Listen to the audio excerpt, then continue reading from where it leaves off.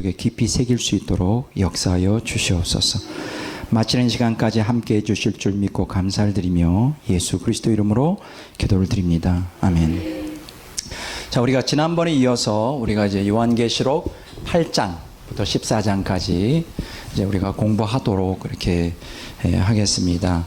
우리가 지난번에는 그 요한계시록 8장을 강의를 했죠. 구조 분석을 했는데 이제 8장에는 첫째, 둘째, 셋째, 넷째 나팔의 그 내용이 나옵니다. 그래서 이 첫째, 둘째, 셋째, 넷째 처음 이 네 나팔은 이제 마지막 세 나팔과 구별이 돼요. 우리가 기억하셔야 될 것은 저 요한계시록 첫째, 둘째, 셋째, 넷째 나팔이 있는데 이 네 나팔은 나중에 나오는 나팔 세 개하고는 구분이 됩니다. 왜 구분이 되느냐면 잘 안 나오네요.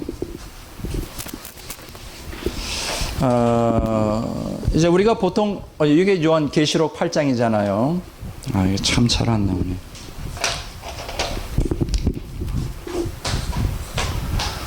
계시록 8장인데 이게 이제 이걸 이제 3분의 1 환경 재앙이라고 말하죠. 그렇죠? 3분의 1 환경 재앙입니다. 그게 이제 요한계시록 8장이고 이제 9장에 계시록 9장에는 이제 다섯째, 여섯째 나팔이 있죠. 그리고 일곱째 나팔이 이제 요한계시록 사실은 그 15장, 16장입니다. 이 일곱째 나팔 안에 뭐가 포함되어 있다고 말씀드렸죠? 일곱 대접 재앙이 포함되어 있다. 하나, 둘, 셋, 넷, 다섯, 여섯, 일곱 이렇게 일곱 대접 재앙이 이제 포함되어 있어요. 그러니까 사실 요한계시록은 아까 지난번에 얘기하기를 요한계시록 6장에 나오는 그 일곱인은 일곱인 두루마리, 일곱인 봉한 두루마리는 사실은 하나의 그 재앙이 아니라 7년 대환란의 청사진이다 이렇게 말씀을 드렸어요. 그리고 7년 대환란은 첫째 일곱인이 떼어지며 첫째 나팔이 불 때부터 일곱째 나팔이 불리면서 일곱 대장이 쏟아지는 것으로 인해서 이제 사실 7년 대환란이 다 전부 완성이 되는데 그래서 7년 대환란은 첫째 나팔부터 일곱째 나팔까지가 7년 대환란이다 이렇게 말씀을 드렸습니다. 그런데 이제 여기서 우리가 기억하셔야 될 것은 이 첫 네 나팔 이걸 우리가 보통 3분의 1 환경 재앙이라고 하지만 마지막 세 나팔과는 구별이 돼요. 왜 마지막 세 나팔과 구별이 되느냐? 이 마지막 세 나팔을 무엇으로 성경에서 지칭하느냐 하면 세 개의 화로서 지칭합니다. 그러니까 첫째 화가 다섯째 나팔이고 둘째 화가 여섯째 나팔이고 셋째 화가 이제 일곱째 나팔인 거예요. 자, 우리가 한번 여러분들 혹시 헷갈리는 분들을 위해서 다시 한번 좀 정리해 보도록 하겠습니다. 요한계시록 8장 13절을 읽어보도록 하죠. 찾으셨죠? 요한계시록 8장 13절 다 같이 읽겠습니다. 내가 또 보고 들으니 공중에 날아가는 독수리가 큰 소리로 이르되 땅에 사는 자들에게 화가 있으리니 이런 세 천사들이 불어야 할 나팔 소리가 남아 있음이로다. 여러분 기억하셔야 될 것은 첫째, 둘째, 셋째, 넷째 나팔이 7년 대환란 시작의 초반기에 일어나는데 이것은 화라고 말하지 않아요. 3분의 1 그냥 환경 재앙이다 이렇게 말합니다. 우리가 화라고 말하는 것, 그걸 이제 우리가 하나님의 심판을 포함하는 저주라고 얘기했죠. 그 첫 번째 화가 뭐냐? 이제 요한계시록 9장의 전반부에 나오는 황충재앙이죠. 그리고 두 번째 화가 뭐냐? 이제 3차 세계 대전인 것을 우리가 알 수가 있습니다. 자, 한번 볼까요? 그게 과연 그 말이 맞는가? 요한계시록 9장 12절을 다 같이 한번 보겠습니다. 요한계시록 9장 12절 찾으셨어요? 다 같이 읽겠습니다. 첫째 화는 지나갔으나 보라 아직 이후에 화 둘이 있도다. 이르리로다. 첫째 화가 지나갔다는 건 황충재앙을 얘기하는 거예요. 자, 그 다음에 두 번째 화에 대해서 요한계시록 11장 14절에 나오죠. 다 같이 읽어볼까요? 요한계시록 11장 14절. 둘째 화는 지나갔으나 보라, 셋째 화가 속히 이르리로다. 그럼 여기서 말하는 둘째 화는 무엇을 지칭하느냐? 10장과 11장은 이제 보충 계시 혹은 삽입 계시라 그럽니다. 그래서 10장과 11장은 띄고, 그러면 11장 14절은 어디에 연결돼야 되느냐? 바로 여섯째 천사가 나팔을 부는 요한계시록 9장 13절로 같이 연결돼야 돼요. 그러니까 여기서 분명한 것은 두 번째 화가 뭐라고요? 3차 세계대전이다. 그래서 이 첫째, 둘째, 셋째, 넷째, 다섯, 여섯째 나팔까지가 전 3년 반 동안에 모두가 다 일어납니다. 그리고 이제 요한계시록 15장, 16장을 이제 우리가 세 번째 화라고 말해요. 요거는 이제 일곱 대접 재앙, 요거는 이제 후 3년 반 때 일어납니다. 그러니까 우리가 엄밀한 의미에서 말하면 첫째 나팔부터 일곱째 나팔까지가 종말 7년 대환란의 전부예요. 7년 대환란의 전부인데 그러면 뭐냐? 이 9장과 8장과 9장이 7년 대환란 3년 반이고 15장과 16장이 7년 대환란 일곱째 나팔로 인해서 일곱 대접재앙을 포함하는 후 3년 반 전부를 얘기해요. 그럼 뭐냐? 8장과 9장 그 다음에 뭐 10장, 11장, 12장, 13장, 14장 그건 또 뭐냐? 그걸 우리는 보충 계시다 말합니다. 삽입 계시다 이렇게 말합니다. 그러니까 여러분들이 이러한 구도를 이해하는 것은 너무나 성경을 정확하게 이해하고 요한계시록이 우리에게 말해주고자 하는 그 의도가 무엇인지를 이해하는 아주 중요한 열쇠가 돼요. 그러니까 오늘날 대다수의 그 요한계시록을 푸는 그 강해설을 보면 너무 복잡해요. 보시면 알겠지만은 뭐 너무 그렇게 복잡하게 풀었는지 그냥 그 성경 구구절절을 그 정말 이해 못할 난해하게 풀고 거기에서 뭐 하나 도대체 요한계시록이 우리에게 전달하고자 하는 의미와 목적이 무엇인지를 파악하는 게 거의 지금 현재 나와 있는 요한계시록의 강해설을 보면 알 수가 없어요. 정말 알 수가 없습니다. 이것은 왜 그러냐? 요한계시록의 이 구조를 정확하게 가져오세요. 그래요? 바꿨어요? 언제 바꿨어요? 조금 아까 왕님 하셨구나. 그렇구나. 내가 몰랐는데. 죄송합니다. 자, 이렇게 몰입을 하면 누가 왔다 가는지도 잘 몰라요. 자, 보세요. 그러니까 요 구조 분석을 정확하게 하는 것이 요한계시록의 의미를 이해하는 아주 그 실마리 얘기 같아요. 그리고 이제 굉장히 중요한 얘기예요. 자, 그러면 조금 말하기를 이 첫째, 둘째, 셋째, 넷째 나팔과 나중에 오는 세 나팔이 전혀 다르다 그랬어요. 왜 다를까? 첫째, 둘째, 셋째, 넷째 나팔은 재앙이라고 하는 측면에서는 어떤 측면에서는 징계나 어떤 심판의 의미를 갖고 있으나 엄밀한 의미에서는 그 하나님의 저주는 아니에요. 왜 저주가 아니냐? 이 첫째 처음 네 나팔은 그 새 나팔, 나중에 오는 새 나팔은 화라고 표현하잖아요. 화, 그렇죠? 화라고 표현했는데 이 화는 저주잖아요. 그러면 신자들에게, 성도들에게 하나님의 화를 임하게 하지는 않죠. 그건 뭐죠? 땅에 거하는 자들, 악인들을 진멸하기 위한 하나님의 진노의 심판이라고 하는 개념을 이 화라는 단어에 포함하고 있거든요. 이제 그런 측면에서는 첫째부터 넷째 나팔까지는 화라는 개념이 없습니다. 이렇게 굉장히 중요한 것이에요. 자, 그러니까 이건 무슨 얘기냐? 첫째부터 넷째 나팔까지는 왜 화라는 단어를 안 썼을까?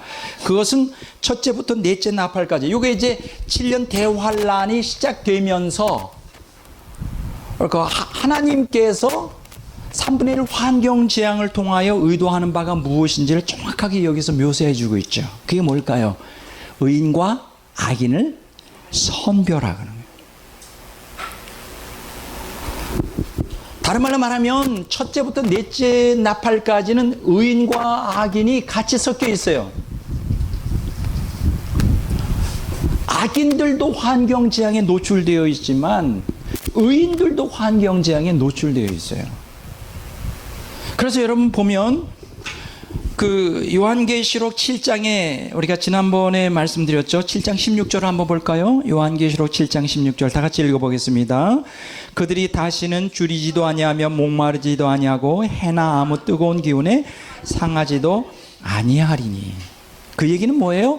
7년 대환란을 통과하는 성도들이 굶주리고 목마르고 뜨거운 기운에 상했다는 것을 의미하죠. 그것은 믿는 성도들도 환경적인 고통에서 면제받지 못한다는 것을 얘기해요.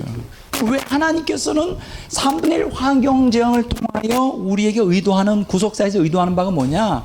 바로 의인과 악인들을 선별하기 위한 하나의 그 방법이죠. 자, 그러면 의인들은 3분의 1 환경재앙을 거치면서 어떻게 될까요? 더욱 하나님 앞에 나아가게 되겠죠. 여러분, 오늘 우리 인간들에게, 특히 믿는 성도들에게 이 고난이 얼마나 큰 유익인지, 정말이에요. 고난이 정말 큰 유익이 됩니다. 제가 요번에 인터넷을 뒤지면서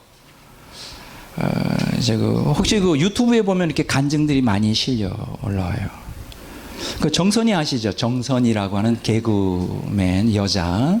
남편이 사업하다 망해서 자살하고, 그것 때문에 또 그 친구 최진실 자살하고 이런 것 때문에 굉장히 고통을 많이 당했잖아요. 근데 그분이 간증이 이렇게 떴는데, 그러한 그 많은 고난을 당하면서 진실된 기독교인이 됐더라고요.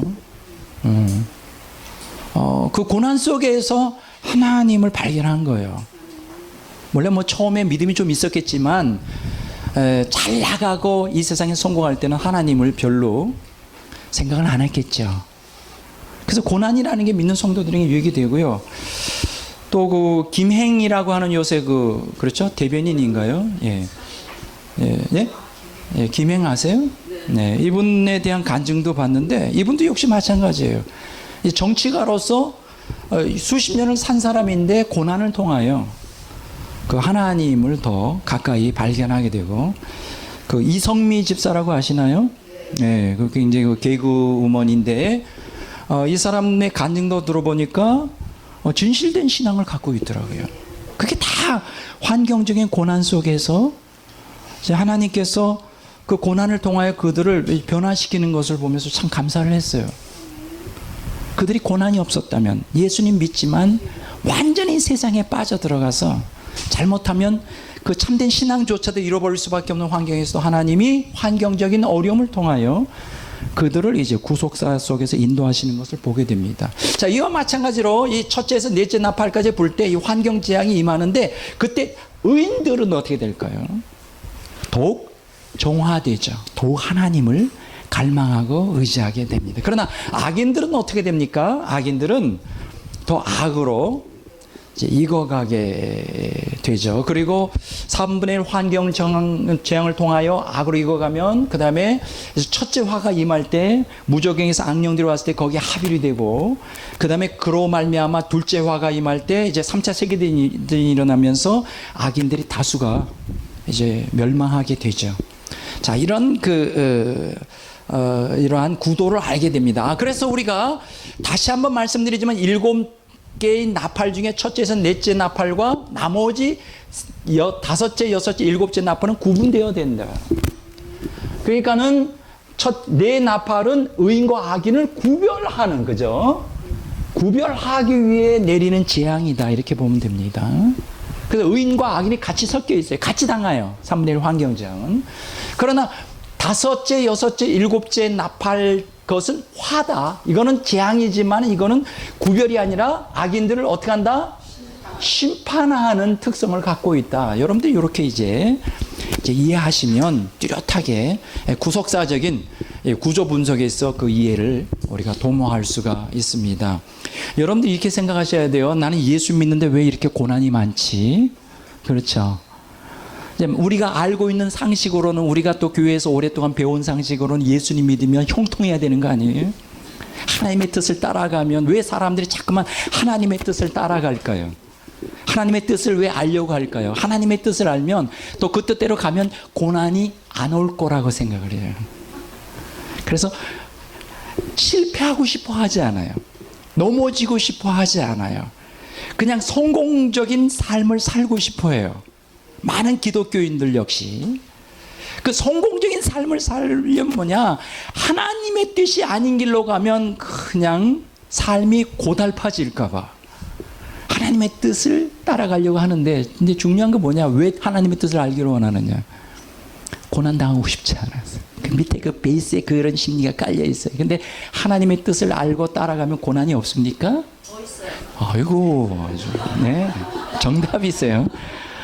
그거 갖고 관계가 없어요. 하나님의 뜻을 알고 따라가는 것도 고난이 없는 게 아니라고요.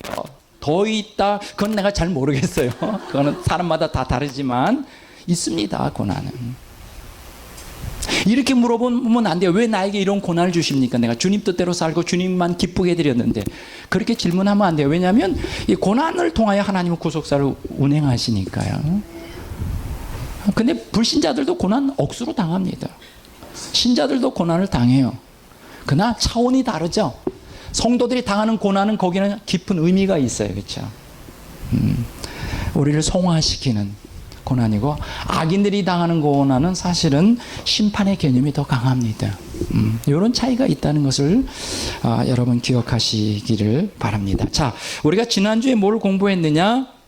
첫째에서 넷째 나팔까지를 이제 공부를 했습니다.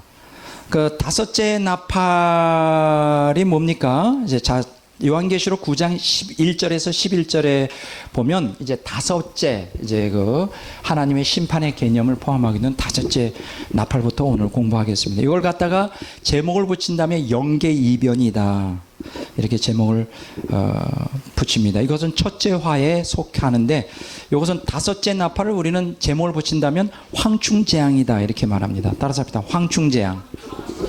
황충재앙.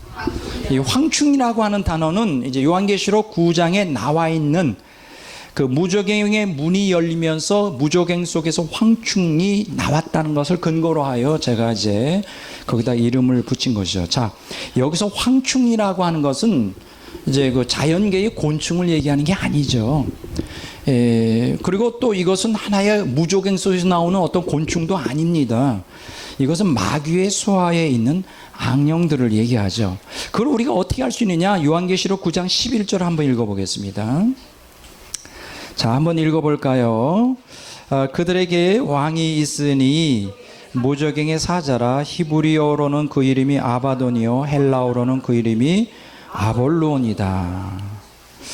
자, 여기 보면 그들은 뭐냐? 황충이죠. 이제 5개월 동안 이 지상에 있는 악인들을 고통을 주기 위하여 이제 하나님의 주권 속에서 무저갱에서 나오는데, 그 무저갱, 그들에게 왕이 있다 그랬어요. 그게 바로 이제 무저갱의 사자인데, 히브리어로는 아바돈이고, 아바돈이라는 건 디스트럭션, 파괴, 파멸, 멸망을 얘기하거든요. 헬라어로는 아볼론인데, 이건 누구냐? 이게 바로 사탄이죠. 사탄의 또 다른 이름이에요. 사탄의 또 다른 이름. 자, 그러니까 무저갱의 왕이 누구라고요? 사탄인데, 그 아바돈, 아볼론이라고 말하고, 9장 1절에 보면 다섯 번째 천사가 나팔을 불 때 하늘에서 땅에 떨어진 별 하나가 있었다. 이건 누굴까요? 하늘에서 땅에 떨어진 별 하나. 이거는 이제 사탄을 의미하죠. 이 사탄이 무저갱의 열쇠를 받은 거예요. 그러니까 무저갱의 문을 열 수 있는 권한을 누구한테 받았느냐? 하나님께 받은 것이죠. 누가? 사탄이. 왜냐하면 무저갱을 장악하고 있으니까. 자, 그래서 이 무저갱의 열쇠를 받아. 여기 땅에 떨어졌다고 하는 것은 분사 완료형이에요. 이미 과거에 떨어진 사실을 의미하는 것이죠. 과거에 타락하여 하늘에서 떨어진 자죠. 자, 어쨌든 이 무저갱의 사자, 왕은 이제 사탄이란 말이에요. 뭐 사탄이 곤충들을 주장하겠어요? 사실 악령들을 주장하죠. 그래서 여기서 황충은, 무저갱에서 나오는 황충은 이 악령들을 의미한다. 자, 이렇게 말을 해도 됩니다. 그런데 이 악령들이 무저갱에서 나오는데 왜 나올까요? 여기 보면 사람들에게 고통을 주기 위해서요. 여기 그 독침을 놓는데 이 황충들이 한 번 맞으면 너무나 고통스러워서 죽고 싶어 해요. 근데 죽음이 피해요. 근데 몇 개월 동안 고통을 주느냐? 5개월 동안 고통을 줘요. 5개월 동안. 근데 여기서 한 가지 예외자들이 있죠. 4절에 보면 이마에 하나님의 인침받지 않은 사람들만 해야 한다. 여기서 하나님의 인침받은 자들의, 하나님의 입맞은 자에 대한 얘기가 요한계시록 7장에 나오죠. 자, 7장에 보면 2절에 보면 살아계신 하나님의 인, 그게 3절에 보면 하나님의 종들의 이마에 인치기까지, 4절에 보면 인침받은 숫자가 14만 4천이다. 그래서 1차적으로 황충재앙에서 구제를 받는 1차 대상은 14만 4천이죠. 왜 14만 4천이 인침받은 자로서 보호를 받을까요? 이미 거기에 대한 하나님의 약속이 있어요. 요한계시록 3장에 한번 보겠습니다. 10절을 다 같이 읽어보도록 하겠습니다. 10절, 인내의 말씀을 지켰은즉 내가 또한 너를 지켜 시험의 때를 면하게 하리니 이는 장차 온 세상에 임하여 땅에 거하는 자들을 시험할 때라. 자, 여기 보면 땅에 거하는 자들을 시험한다 그럴 때는 땅에 거하는 자들, 제가 뭐라 그랬죠? 성도들과 대비되는 말이죠.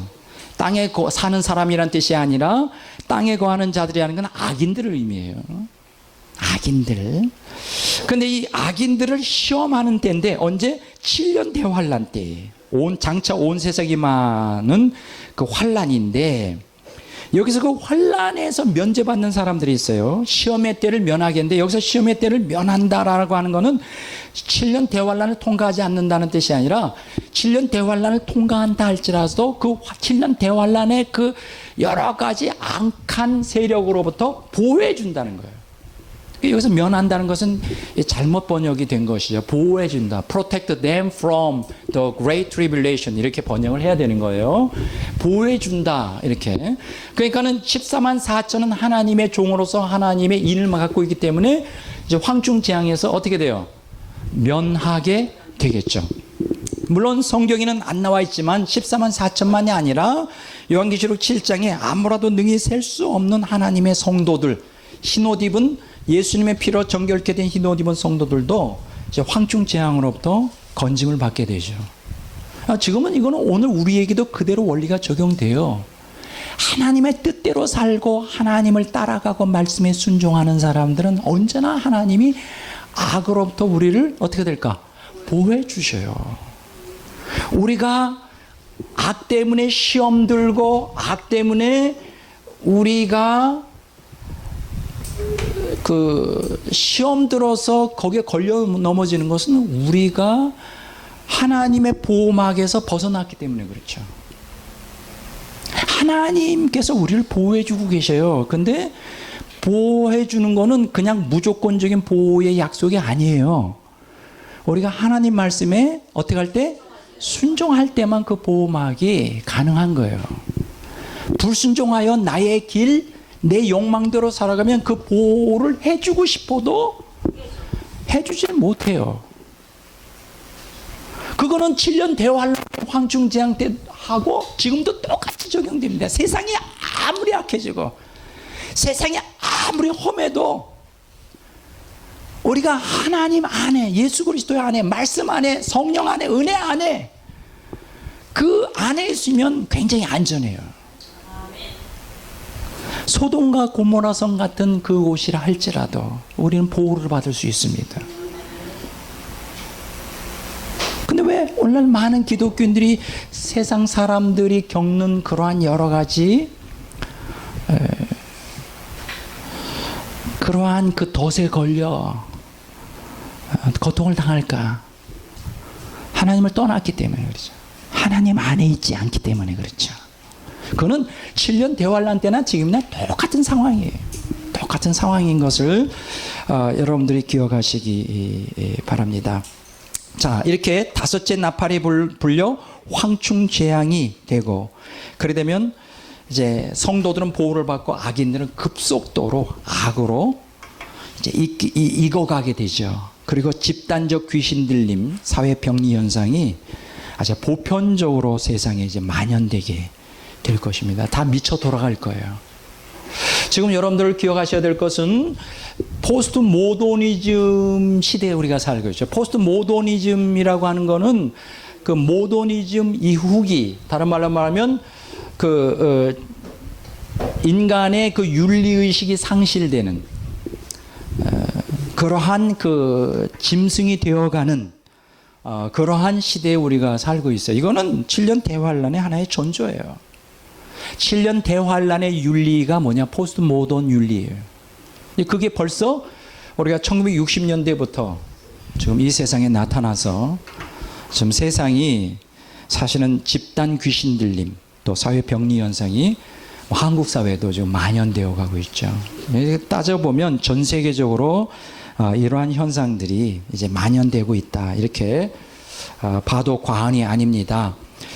자, 이제 다섯째 나팔에 대한 얘기를 했죠. 자, 여섯째 나팔에 대해서 한번 보겠습니다. 자, 그런 상황 가운데서 여섯째 나팔이 이제 불리게 되죠. 요한계시록 9장 13절에서 21절에 보면 이걸 제가 이제 3차 세계대전이다 이렇게 칭했어요. 요거는 몇 번째 화라고요? 둘째 화. 여러분들이 기억하시기 바랍니다. 둘째 화에 속합니다. 이 여섯째 나팔. 이제 유브라데 강에 결박되어 있던 타락한 정사와 권세급 강력한 힘을 가진 네 천사가 이제 풀려나면서 이제 3차 세계대전이 일어나는데, 자, 이 3차 세계대전에 대하여 잠깐 한번 보겠습니다. 요한계시록 9장 14절을 한번 보겠습니다. 요한계시록 9장 14절 다 같이 읽어볼까요? 나팔 가진 여섯째 천사에게 말하기를 큰 강 유브라데에 결박한 네 천사를 놓아주라 하매. 자, 여기 보면 참 좀 잘 이해가 안 되잖아요. 왜 네 천사가 유브라데 강 근역에 왜 묶여 있었을까? 그럼 그들의 정체는 도대체 뭘까? 우리가 옛날에 그 천사론 마귀론 할 때 이제 이 내용은 배워야 되지만, 우리는 보통 천사 하면 마귀 뭐 그 정도만 알지만은 천사들도 굉장히 급수가 많아요. 마귀들도 급수가 많습니다. 그 중에 우리의 주목을 끄는 게 이제 정사와 권세급 천사예요. 정사와 권세급 천사. 따라서 합시다. 정사와 권세급 천사. 성경에 보면 정사와 권세급 천사에 대하여 언급을 한 곳이 굉장히 많아요. 근데 성경을 자세히 보면 정사와 권세급 천사들은 굉장히 높은 천사들이에요.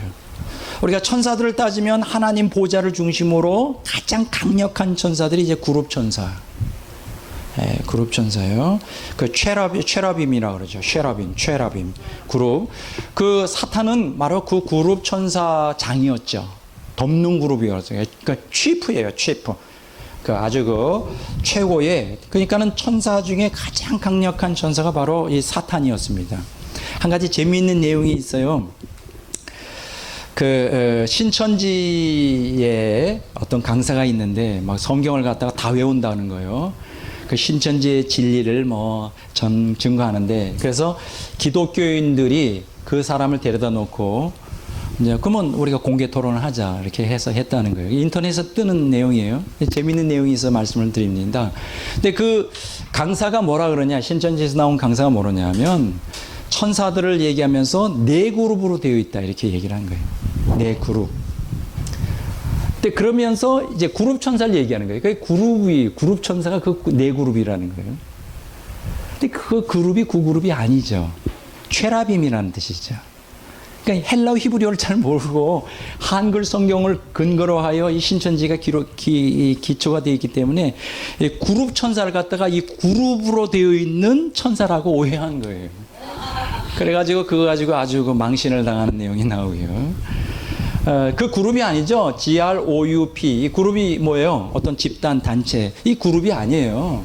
체러빔이라고 해요. 체러빔. 뭐 빔 이렇게 체러빔 이런 뜻이지. 그러니까 또 한 가지는 루시엘에 대한, 지난번에 제가 한번 얘기했죠. 루시엘은 그거는 성경에 없네요. 루시퍼가 맞아요. 그리고 이제 거기에는 루시엘인데, 그러면 루시엘이라는 단어가 어디서 나왔느냐? 통일교회에서 많이 써요. 신천지에서도 그걸 써요. 이단들이 이걸 루시엘이라 그래, 사탄을. 근데 이거는 근거가 전혀 없는 거예요. 이건 쓰지 마세요. 어디서 많이 그 어깨너머로 들어가지고 이런 걸 참 쓰는데, 그렇게 하면 안 돼요. 그래서 참 웃지 못할 이 체러빔을 갖다가 그룹이라고 이렇게. 그 다음에 이제 두 번째 강한 그 계급이 누구냐 하면 이제 그 공중에 떠 있는 스라비죠. 슈라비죠. 그게 이사야서 6장에 나오죠. 그 다음에 세 번째로 강력한 권세를 가진 천사들이 이제 요한계시록 4장에 나오는 네 생물이죠. 예, 이렇게 돼 있어요. 그 다음에 이제 그 외곽으로 나가면 이제 하나님 보좌 앞에 7 천사장들이 도열되어 있는데, 성경에 보면 이게 이렇게 구도가 되어 있어요. 그룹 천사, 하나님 보좌를 끌고 있는 그룹 천사, 네 귀퉁이에 붙들고 있는 그룹 천사, 그 다음에 공중에 떠 있는 수랍 천사, 그 다음에 네 구덩이, 보좌를 중심으로 네 구덩이에 있는 네 생물, 그리고 앞에 이제 7 천사장이 도열되어 있는데, 그리고 그 밑에 이제 많은 그 숫자들의 천군과 천사들이 있는데, 거기에서 지금 우리의 잘 안 나와 있지만 정사와 권세급 천사들이 있어요. 이들은 천사장보다 더 강한지 안 강한지는 제가 잘 구별을 못하는데 굉장히 강력한 힘을 갖고 있어요. 그런데 이 정사와 권세급 천사들이 루시퍼가 타락할 때 상당수가 같이 타락을 했어요.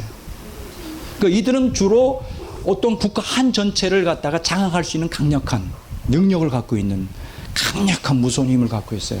근데 성경에 보면 이 사탄에게 넘어간 정사와 권세급 천사들 일부가 지금 무저갱에, 그럼 탈타로스라고 하는 곳에 갇혀져 있어요. 따라서 합니다. 탈타로스. 다시 한번 탈타로스. 지금 갇혀져 있는 상태에 있어요. 왜 가둬놨을까? 이 타락한 정사와 권세급 천사들이 너무나 강력하기 때문에 이들이 다 쏟아져 나오면 악으로 그냥 완전히 물들어서 그냥 세상에 다 멸망해요. 그래서 하나님께서 이제 자기 때에 정사와 권세급 천사들이 활동할 수 있도록 묶어놓은 상태 있죠. 여기도 오늘 본문 말씀에 보면 요한계시록 9장 14절에 보면 큰 강 유브라데에 네 천사를 결방해 놓은 상태에 있었다. 그들을 어떻게 해요? 풀어놓죠. 왜 풀어놓을까요? 3차 세계대전을 촉발할 수 있도록 하기 위하여 이들을 이렇게 풀어놓습니다. 그러니까 이게 하나님의 이 섭리가 오묘해요. 여러분, 이 세상이 악이 성하는 것도 누가 지금 컨트롤하고 있을까요? 성령께서 맡고 있어요. 조절하고 있는 거예요. 여러분, 적그리스도가 과거부터 나타나려고 그랬어요. 근데 적그리스도가 나타나지 못하도록 막고 있었죠. 그래서 그걸 성경에서 뭐라고 말하냐? 적그리스도의 영은 이미 있었다 얘기해요. 왜 적그리스도가 과거에 나타나면 어떻게 될까요? 세상이 끝나잖아요.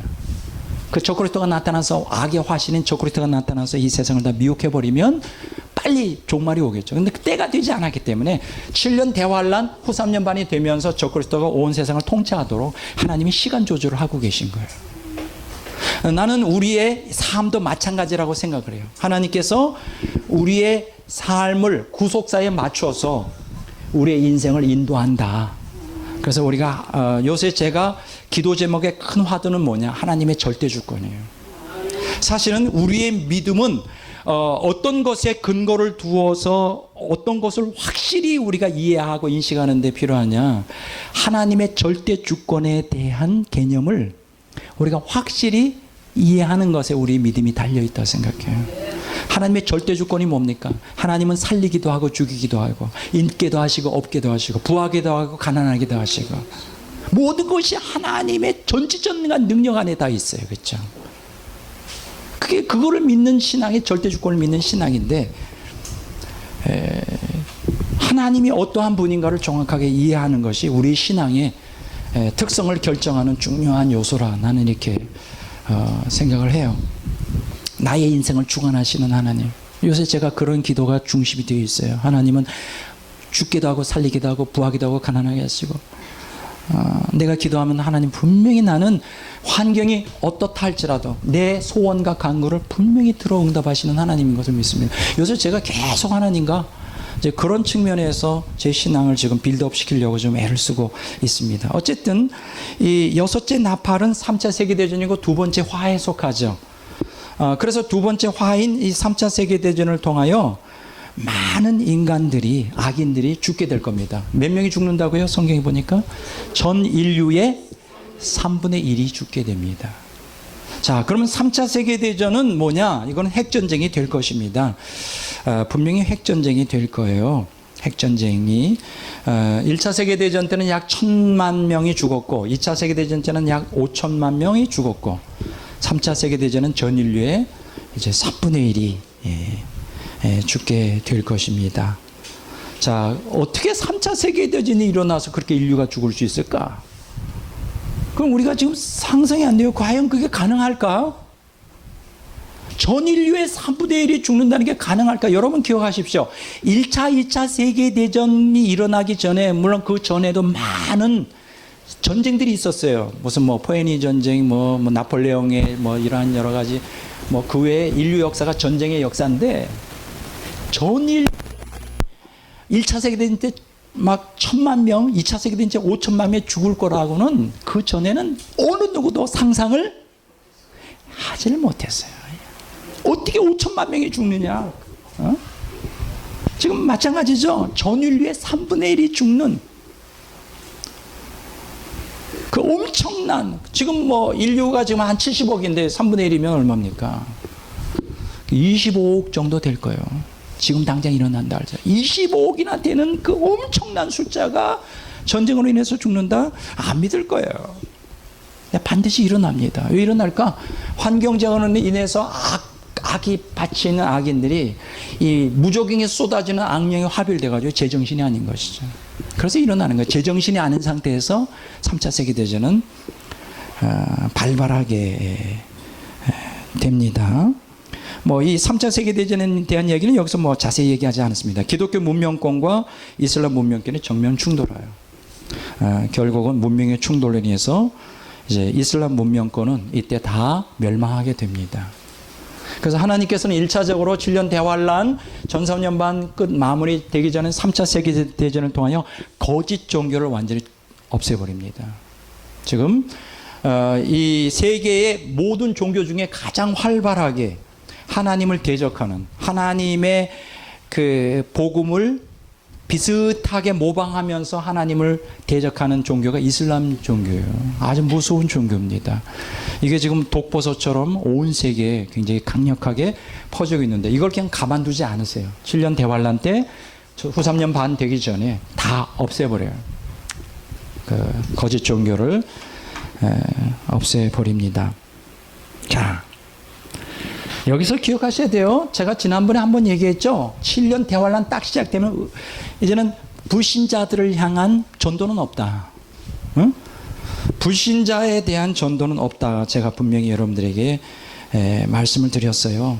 이제는 7년 대환란 되면 의인들은 연단하여 곡식이 되어 추수하여 천국으로 들어가게 하고 순교를 통해, 악인들은 악으로 있게 만들어 완전히 또 심판, 지옥불에 들어가게 하는 것이 하나님 뜻이다. 그러니까 7년 대환란 되면 이방인들을 향한 구원의 기회가 있다 없다?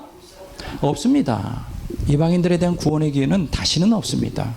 그러면 그 구원의 기회가 누구에게로 돌아간다? 로마서 11장에 유대인들에게로 돌아간다. 이렇게 여러분들에게 말씀을 드렸어요. 여러분들이 그것을 기억하시기 바랍니다. 자, 성경에 보면요, 악인들이 회개하지 않습니다. 자, 요한계시록 9장 한번 보겠습니다. 9장 20절, 21절을 다 같이 보겠습니다. 자, 찾으셨어요?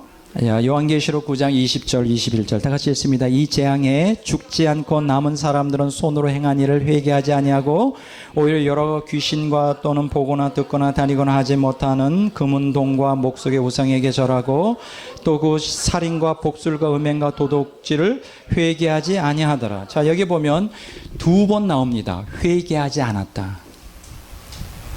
그렇게 고난이, 고통, 재앙이 쏟아지는데 3차 세계대전으로 인해 엄청난 인류의 재앙이 쏟아지는데 이 재앙에 살아남은 자들이 회개했다 그랬어요? 안 했다 그래요. 죄에서 돌이키질 않았어요. 오히려 우상을 숭배하고 더 타락하고, 그렇죠. 회개하지 않아요. 두 번이나 강조하고 있어요. 회개할 수는, 사실은 회개할 수가 없죠. 회개할 수 없습니다. 또 보세요. 여러분들 그 요한계시록 뒤쪽에 보십시오.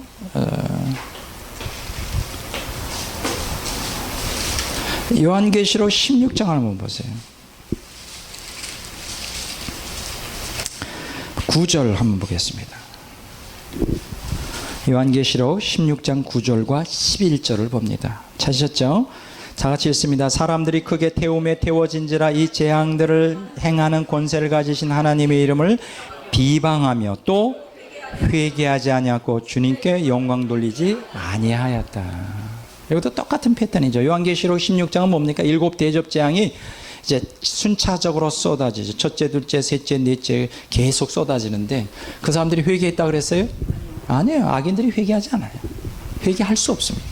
악으로 또 이거 하나님 회개하지 않으면 비방해요. 비방한다는 건 뭐예요? 하나님을 욕하고 저주하는 걸 얘기하죠. 영광을 돌리지 않았다는 거예요. 욕하고 저주하는. 11절 한번 보겠습니다. 아픈 것과 종기로 말미암아 하늘의 하나님을 비방하고 그들의 행위를 회개하지 않았다. 똑같은 말이 나와요. 회개하지 않았어요. 근데 이들이 어떻게까지 회개하지 않냐? 끝까지 7째 대접장이 쏟아질 때까지 회개하지 않죠. 요한계시록 16장 21절 한번 보겠습니다. 요한계시록 16장 21절. 자, 찾으셨죠? 또 무게가 1달란트나 되는 큰 우박이 하늘로부터 사람들에게 내리며 사람들이 그 우박의 재앙 때문에 하나님을 비방하니 그 재앙의 심히 큼이라. 여기 보세요. 하나님을 비방했다 그래서 7째 대접이 쏟아질 때도 끝까지 회개하지 않습니다. 하나님을 욕하고 저주하고. 여러분, 저는 이 세상에서 가장 큰 은혜가 뭐냐? 나는 회개라고 나는 생각해요. 회개만 할 수 있다면 그 사람은 어떤 죄 가운데 있다도 구원받을 수 있어요. 근데 회개가 쉽지가 않아요. 여러분, 회개가 쉽지가 않아요. 회개가 구원을 들어가는 그 입구인데, 관문인데 회개가 쉽지 않다. 진정으로 회개가 쉽지 않아요. 회개라고 하는 건 전인적인 변화예요. 그렇죠. 전인적으로 세상에서 마귀를 향해 갔던 것을 돌이키는 거잖아요. 그게 쉬워요? 마귀를 위하여 마귀를 따라 하나님 없는 삶을 수십 년 살았던 사람이 돌이켜 하나님께 나아간다는 거, 이건 기적이라고 나는 생각해요. 근데 이 회개가 바로 하늘문을 여는 그 아주 결정적인 열쇠인데, 오늘 문제가 되는 게 뭐냐? 오늘 개신교에서 구원을 얘기할 때 회개가 빠져 있다는 거예요. 구원을 은혜로 믿음으로 받는다 그러는데 회개가 없어요. 빠져 있어요. 이게 문제예요. 회개 없는 은혜, 회개 없는 구원은 믿음? 그게 구원을 줄까요? 없어요. 회개할 때 그 은혜가 되는 거고, 회개할 때 믿음이 그 은혜를 통하여 내 안에 촉촉히 은혜가 임하면서 그 은혜가 열매를 맺게 하는 것이지, 구원이 은혜로 믿음으로 한다는데 회개가 빠져 있어요. 지금 우리가 한국교회가 지금 심각하게 병들어 있어요. 영적으로. 이거 누구나 다 공인하는 얘기예요. 다 알아요. 정말 심각하게 지금 한국교회가, 뭐 한국교회만이 문제가 아니에요. 이 종말을 살아가고 있는 이 마지막 때 라오디게아의 교회와 같은 형체를 취하는 이 전 세계 기독교회가 좀 병들어 있어요.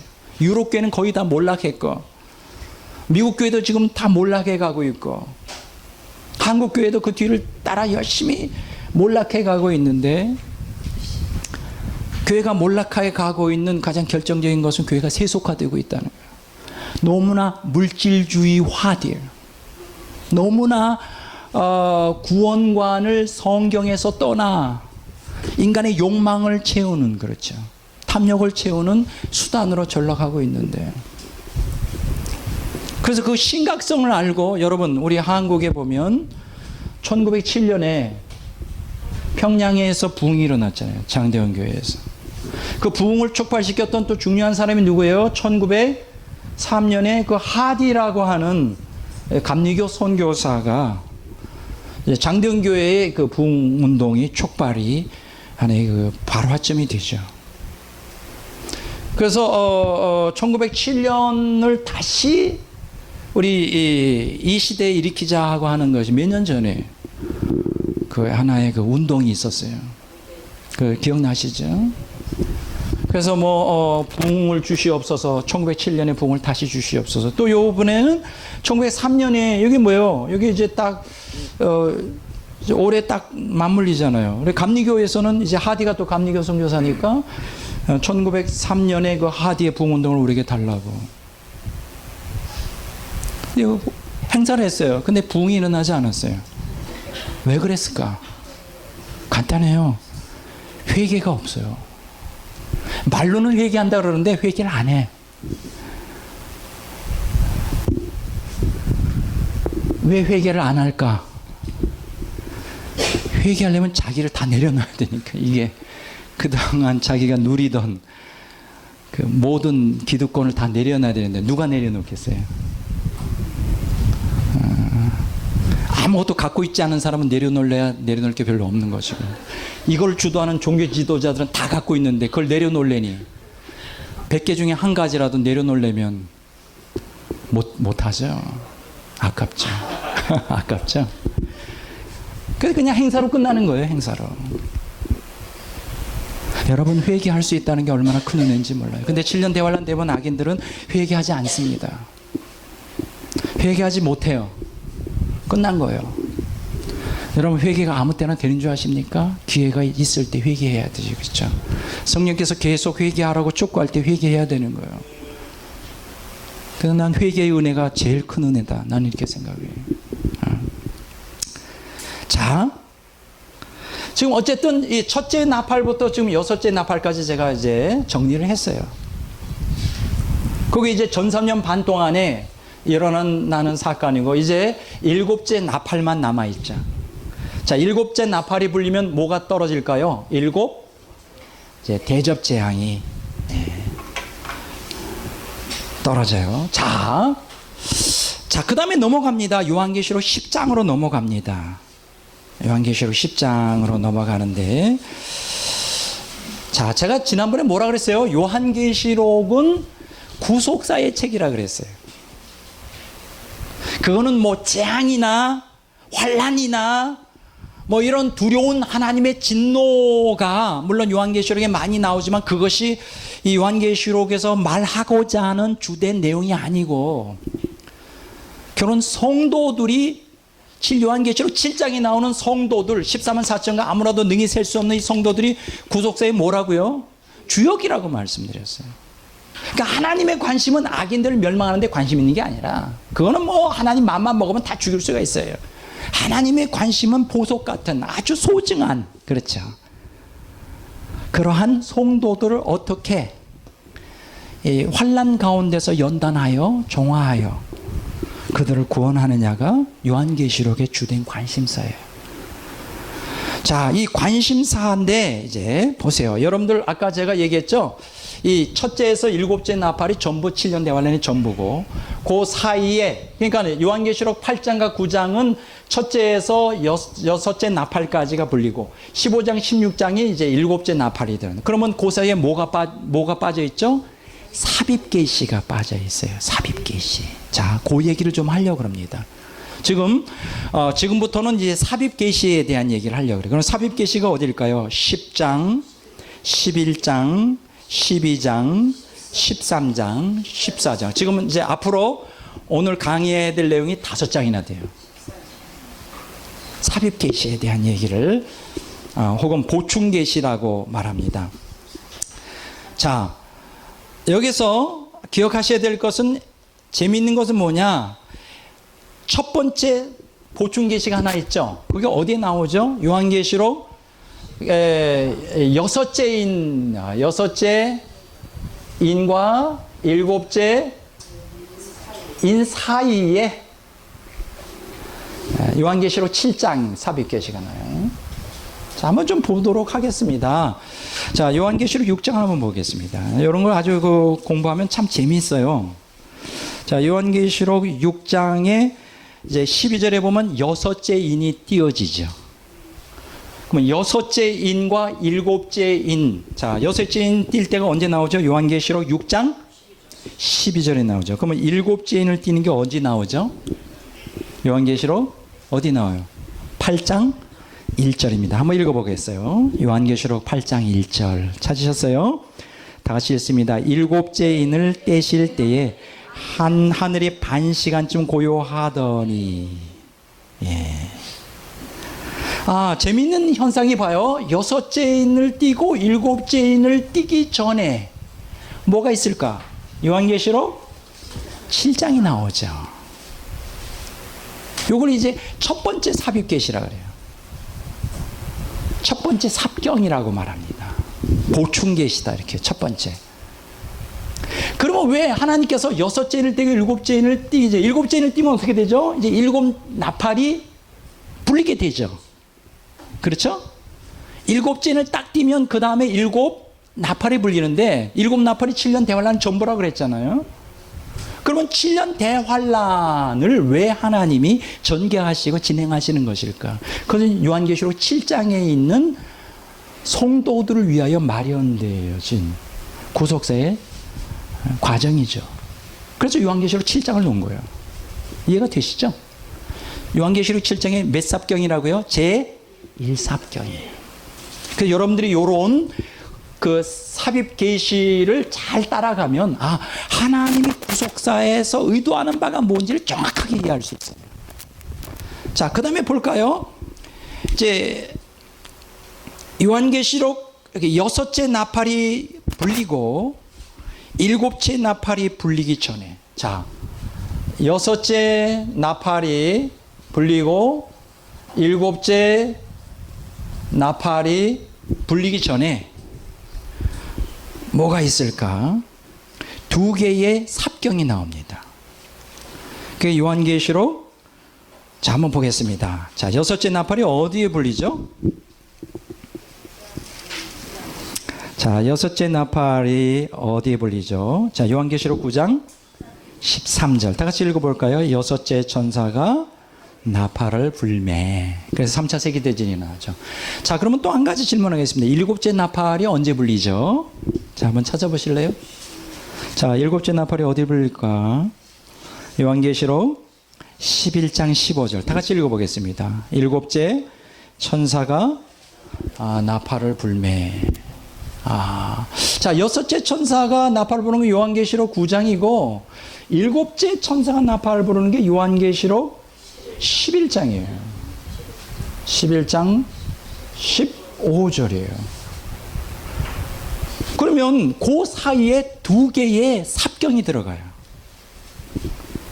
두 개의 삽경이 들어가요. 두 개의 삽경이 뭘까요? 요한계시록 10장에 보면 그 하나님의 비밀을 기록한 작은 두루마리에 되면, 자, 여기에 두 가지 삽경이 나와요. 두 번째, 세 번째 두루마리. 계시록 10장에 나오죠. 자, 이해가 되셔요? 자, 두 번째 삽경이 나오고, 그 다음에 세 번째 삽경이 어디 나와요? 계시록 11장. 여기에 보면 두 증인에 대한 얘기 나와요. 자, 한번 정리해 봅니다. 자, 여섯째 나팔과 일곱째 나팔 사이에 뭐가 불릴까요? 뭐가 삽입되어 있죠? 계시록 10장에 보면 두루마리에 대한 얘기. 또 요한계시록 11장에는 뭐예요? 두 증인에 대한 얘기가 나와요. 그러면 요 계시록 10장에 두루마리는 무엇을 의미하느냐? 종말에 관해 하나님의 비밀을 기록한 작은 두루마리에 대한 얘기가 나요. 작은 두루마리에 대한 얘기가 나오는데, 이 요한계시록 10장 한번 보겠습니다. 뭐 자세한 내용은 여기서 다 읽지는 않습니다. 시간이 없기 때문에. 여기에서 크게 요한계시록 10장은 두 구분할 수 있어요. 자, 두 구분하는데 첫째는 뭐냐? 요한계시록 10장 1절에서 7절은 작은 책을 가진 힘센 천사에 대한 얘기를 하고 있어요. 요것은 한마디로 얘기하면 하나님 예언의 확실성. 두 번째, 요한계시록 10장 8절에서 11절에 보면 천사가 건네준 책을 먹은 요한에 대한 얘기를 하고 있어요. 이거는 하나님 예언의 심각성에 대해서 얘기해 주고 있어요. 왜 이 구절이 들어갔을까? 일곱째 나팔이 불리기 전에 그 얘기를 했을까? 자, 일곱째 나팔에 대한 얘기를 한번 좀 해보겠습니다. 요한계시록 11장 15절 다 같이 읽어보겠습니다. 다 같이 읽겠어요. 일곱째 천사가 나팔을 불매 하늘에 큰 음성들이 나서 이르되 세상 나라가 우리 주와 그의 그리스도의 나라가 되어 그가 세세토록 왕노릇 하시리로다. 아, 일곱째 천사가 나팔을 불면 어떻게 될까요? 요한계시록 11장 15절에 보면 세상 나라가 우리 주와 그의 그리스도의 나라가 되어 그가 세세토록 왕노릇 한다는 거예요. 세세토록 왕노릇 한다. 구속사가 완성되는 거예요. 구속사가 완성되는데 여기 중요한 얘기를 여기서 해주고 있어요. 요한계시록 10장에서 말해주고 있어요. 구속사가 완성된다. 믿어야 된다. 근데 믿어지기가 어렵죠. 우리가 사실 하나님을 믿고 성경에 계시된 대로 우리가 신앙생활을 하려고 하지만 사실 환경에 너무 우리가 영향을 받는 우리들은 하나님의 말씀이 성취된다는 것을 참 믿기가 어려워요. 저는 그래요. 신앙생활은 절대적인 하나님의 약속과 우리의 삶 속에서의 일어나는 환경 속에서의 갈등이라고 나는 생각해요. 그 갈등에서 어떻게 싸워 나가느냐가 믿음의 색깔을 결정한다고 생각해요. 환경을 바라보고 환경에 따라 살 것이냐 아니면 하나님 약속을 붙들고 믿음으로 나갈 것이냐. 분명히 요한계시록 11장 15절에는 일곱째 나팔이 불면 구속사가 완성된다는 거예요. 세상 나라가 하나님 나라가 돼요. 근데 잘 안 믿어져요. 그래서 이 요한계시록 10장에서는 무엇을 말해주고 있느냐? 우리 신앙의 그 특성을 결정해 주는데 아주 그 촉매 역할을 해줘요. 뭐냐? 보세요. 요한계시록 10장 1절에서 7절에 보면 작은 책을 가진 힘센 천사에 대한 이야기가 나와요. 자, 10장 7절을 한번 보겠습니다. 10장에서 요절되는 말씀이에요. 자, 다 같이 한번 읽어볼까요? 일곱째 천사가 소리내는 날 그의 나팔을 불려고 할 때 하나님의 그의 종 선지자들에게 전하신 복음과 같이 하나님의 그 비밀이 이루어지리라. 일곱째 천사가 소리내는 날 그 나팔을 불 때, 불려고 할 때 그 종 선지자들을 통하여 한 그 말씀이 이루어진다. 반드시 하나님의 계획이 성취된다. 믿어라. 우리에게 확신을 다시 주는 거예요. 믿어야 된다. 근데 사실 하나님의 계획이 예언될 당시에는 실현 가능성이 희박해 보이죠. 그러나 반드시 일곱째 나팔이 불리면 반드시 모두가 다 실현된다. 근데 그것을 여기에서 말해 주고 있어요. 자, 그것을 여기에서 얘기해 주고 있어요. 저는요, 지난번에 이제 우리 종말론이 이제 곧 끝나게 되잖아요. 종말론이 이제 곧 끝나게 되는데, 그래서,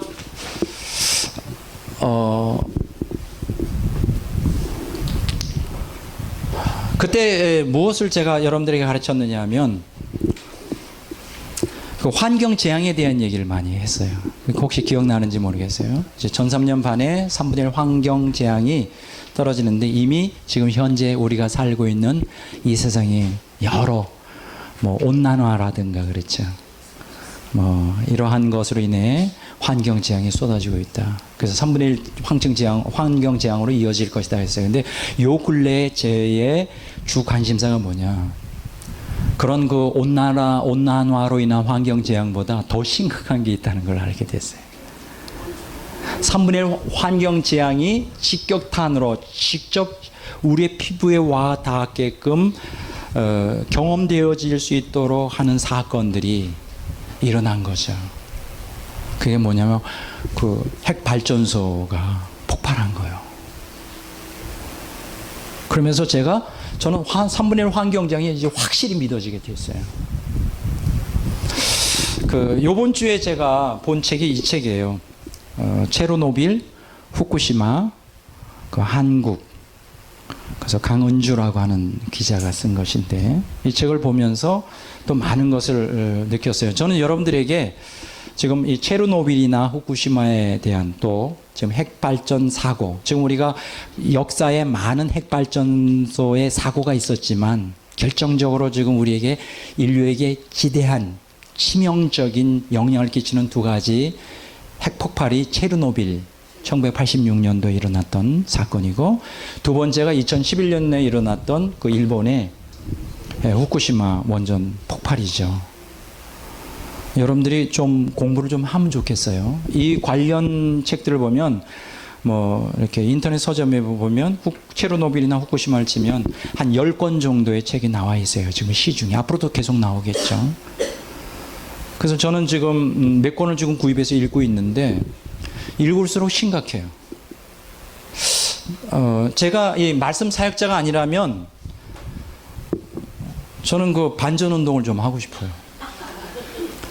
근데 사실 우리 한국 사회 분위기에서는 반전 운동을 하는 사람들 좌경화된 좌익이나 좌파나 빨갱이나 좀 뭔가 좀 사회에 불만이 많은 이상한 사람들이 하는 거로 알고 있어요.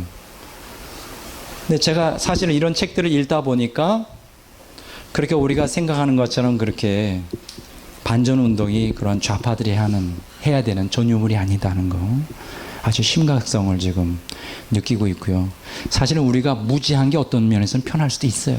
모르면 그냥 사는 날까지 그냥 살다가 그냥 모르고 그냥 가는 게, 그러나 어차피 사는 날까지는 이 하나님이 주신 이 지구라고 하는 이 자연 환경 속에서 살아야 되기 때문에, 또 이런 그 핵재앙, 핵폭발, 이 원자력에 대한 거는 하나님의 자연적인 재앙이 아니라 인재예요. 인간들이 건드려서는 안 되는 영역을 건드려서, 지금 그 핵폭발이나 방사능이 이제 누출되어 나오는 것은 한 200가지의 방사능 그 오염 물질이 나온다 그랬잖아요. 200가지. 제가 지난번에 말씀드렸잖아요. 근데 자연 현상에서는 없는 물질들이 많이 나와요. 그러니까 인간이 만들어 놓은 거야. 그걸 하나님이 창조 질서 속에서 만들어 놓은 이 질서를 깨고 인간이 그걸 가지고 마음대로 조작해 가지고 이 잔머리를 굴리고, 이 얕은 머리, 나쁜 머리로 굴려 가지고 만들어 놓은 게 이제 그 핵발전이라고 하는데, 사실 핵폭탄보다 더 무서운 게 지금 핵발전이에요. 핵폭탄은 그건 터트리질 못하죠, 사실은. 근데 핵발전소는 이거는 이미 다 터진 상태예요. 그러니까 쉽게 얘기하면 우리나라에도 지금 그 23기나 되나요? 우리나라 굉장히 많습니다. 전 세계에서 제4위의 원자력 국가예요. 굉장히 좀 두렵습니다. 일본보다 사실은 땅덩이가 더 적은 게 우리나라예요. 지금 주로 울산이나 부산에 핵발전소가 몇 개가 되느냐? 6개가 있어요. 앞으로 4개를 더 건설하려고 하고 있어요. 6개. 그리고 고리에서 부산까지 30km고 울산에서 양산까지가 24km인데 그 사이, 울산과 부산 사이에 있는 핵발전소가 6개인데 거기에 사는 인구가 얼마냐? 약 500만 정도 됩니다. 거기서 이번에 후쿠시마 같은 게 터졌다. 500만 다 죽어요. 그리고 또 중요한 것은 울산이나 부산에서 우리 서울까지 거리가, 서울은 지금 1200만이잖아요. 330km밖에 안 돼요. 굉장히 땅덩이가 좁습니다. 330km밖에 안 돼요. 그러면 거기서 터졌다. 대형 사고가 났다. 터졌다. 다 죽어요. 어떻게 죽느냐? 서서히 죽어요. 5년, 10년, 20년, 30년 상관으로 다 죽습니다. 원자병에 걸려서. 아주 무서운 거예요. 그러니까 지금 우리 나 이러다가 저 반전 운동하는 사람 될 거야. 근데 나는 그런 능력이 없어요. 반전 운동 하려면 머리도 좋아야 되고 또 굉장히 이렇게 배심도 좀 있어야 되고 그런데 저는 복음 전하는 일밖에는 못해요. 근데 지금 제가 얘기하는 반전 운동 하려는 게 아니라 그 사실을 얘기하려고 하는 거예요. 제가 지난번에 얘기했잖아요. 일본은 앞으로 3년 안에 망한다. 그게 가능성이 많습니다. 서서히 퍼져요. 그리고 지금 매일 300톤의 물이 좀 바다로 좀 유입되고 이미 여러분들이 다 뉴스를 들어서 알잖아요. 근데 놀라운 것은 앞으로 몇 년 안에 태평양 바다가 다 오염된다고 합니다. 몇 년 안에. 2014년 정도 되면 지금 거기서 쏟아져 나오는 걸 막을 수가 없어요. 그 쏟아져 나오는 거를 막고 봉인을 하려면 몇 년이 걸리느냐. 앞으로 40년 후에나 접근할 수가 있어요. 지금 내버려 둔 상태예요. 지금 계속 폭발이 일어나고 있는 상태. 왜 그러면 400톤 내 물을 갖다가 거기 후쿠시마에 그다 쏟아 놓느냐. 그걸 안 쏟아 놓으면 더 열이 나요. 여러분 아십니까? 이게 기초 상식인데 그 핵 발전을 하잖아요. 핵 분열을 일으켜 가지고 그러면 보통 3, 4년을 쓰면 못 쓴다고 해요. 그 연료 보응을. 그러면 그거를 그냥 뒤처리하는 게 아니에요. 그걸 갖다가 또 수조에 넣어 가지고 10년을 또 보관을 해야 돼. 핵 분열이 계속 일어나서 열이 올라가니까 10년 동안 수조에 놓고 그다음에 이제 아주 폐기를 하는데 폐기하고도 발전소를 뜯어내서 그걸 다 정리하는데도 한 30년이 걸린다고요. 그리고 저장을 하는데 보통 한 100년 정도를 목표로 해서 저장을 한다고 그래요. 그러면 여러분 핵 반응, 그 핵 물질이 어떤 그 오염 물질이 우리가 반감기라고 하거든요. 200종류의 핵 방사능이 핵 발전소에서 나오는데 반감기라는 게 뭐냐면 그것이 이렇게 영향을 끼치는 것이 반으로 영향을 주는 때를 반감기로 하는 거예요. 안전해지는 거. 어떤 오염에서 안전해지려면 근데 보통 최소한 300년 내지 400년은 지나야 어느 정도 안전하는데 후쿠시마 원전에서 이제 발견된 세슘 135라고 하는 방사능은 그게 반감기가 얼마나 걸리느냐? 230만 년이 걸린대요. 네, 230만 년. 그리고 원자폭탄을 만드는 플루토늄이 반감기는 얼마나 걸리냐? 2만 4천 년이 걸린다 그래요. 여러분, 인류 초기에 문명이 뭔지 아십니까? 수메르 문명이죠. 거기에 언제 시작됐을까? 아브라함 당시 수메르 문명. BC 2500년이에요. 그러니까 인류 역사 전체를 따져봐야 4, 5천 년밖에 안 돼. 그 원자폭탄을 만드는 그 원자폭탄이 터져가지고 그것이 반감기가 돼서 사람에게 해를 안 끼치려면 몇 년이라고요? 2만 4천 년이 지나야 돼. 그러니까 우리가 이거는 상상을 초월하는 거예요. 그리고 보통 이러한 물질 230만 년, 심지어는 핵 연료로 쓰는 우라늄 235의 반감기는 몇 년이나 되느냐? 7억 년이에요. 그리고 그것의 기본 재료가 되는 우라늄 238은 45억 년이에요. 보통 과학자들은 지구의 역사를 50억 년으로 따져요. 고생대, 중생대신 50억 년 따지는데 그게 그것도 반감기가 되려면 45억 년이 지나야 돼. 그게 한번 좀 생각을 해보세요. 핵발전이 온실가스 없는 청정 에너지라고요. 완전히 사기예요. 인간이 건드려서는 안 되는 하나님의 자연 질서의 이 신비스러운 영역을 인간이 과학이라는 이름으로 그 좋은 머리로 해서 인간의 유익을 위해서 핵발전을 하는 건데 이거는 잘못 선택한 거예요. 인류가 파멸해요. 이 방사능은요 없어지는 게 아니에요. 눈에 보이지도 않고 냄새도 안 나고 한 사람에게 전이 되면 그게 피폭이 일어나면서 계속 다른 사람에게 전이가 돼요. 무서운 것이죠. 그래서 사실 원자력은 손대면 안 돼요. 손을 대고 지금 한국도 지금 23개인가요? 원자력 발전소가 있죠. 무섭습니다. 이걸 어떻게 해야 될지 몰라요. 하루라도 빨리 원자력 발전을 중단해야 돼요. 그래서 독일이나 이런 나라는 지금 안 하기로 다 했어요. 근데 우리는 계속 지금 하려고 그러죠. 지금 여러분들 뉴스를 통해 알죠? 그 원자력 발전소의 그 부품들을 갖다가 엉터리, 엉터리 그 정말 정품이 아닌 거 가지고 그래 다 짜가지고 정말 이거는 문제가 그렇게 해가지고 터져버리면 어떻게 될까요? 50억 년간 끝나요.